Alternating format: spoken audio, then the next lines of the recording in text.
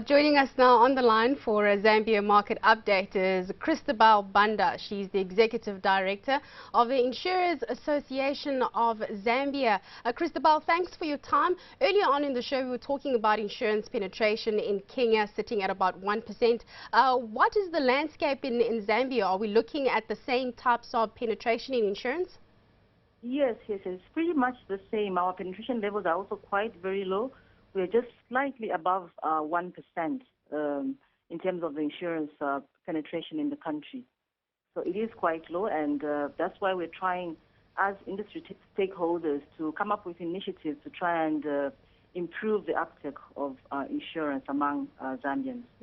Christabel, why is that? Why is penetration so low? And tell us about some of these innovations. What are they doing to address this issue?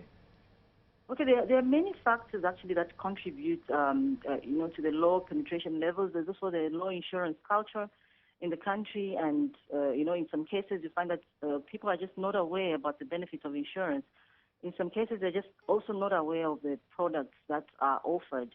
And so as an industry, obviously, we're trying to see what we can do to ensure that that changes.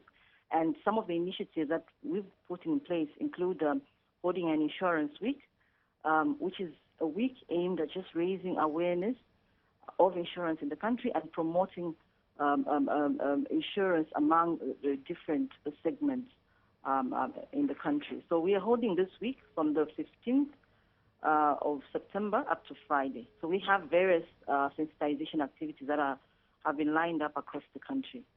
So with low penetration, there's obviously a lot of opportunity there. How have the insurance companies in Zambia been performing? The market has been growing. Obviously, with increased, we've got a couple of companies that have come on the market. In the last 5 years, the numbers have increased. I think to currently we are sitting at around 27 insurance companies from levels below 15 about 5 years ago. So it is an exciting time, with the low penetration levels, and players are coming up with different innovative products to try and entice or to try and sort of appeal to the insuring public. So it is quite an exciting time, and our regulations are, the legislation in the insurance market are currently going under a lot of, they're going under updates. So we should be able to get our new insurance act next year. The one that we are currently using is being updated. So it is quite exciting, and we are hoping that all these interventions will help improve the penetration levels in the country. How is the micro-insurance space or sector doing at the moment in comparison with, for example, life insurance?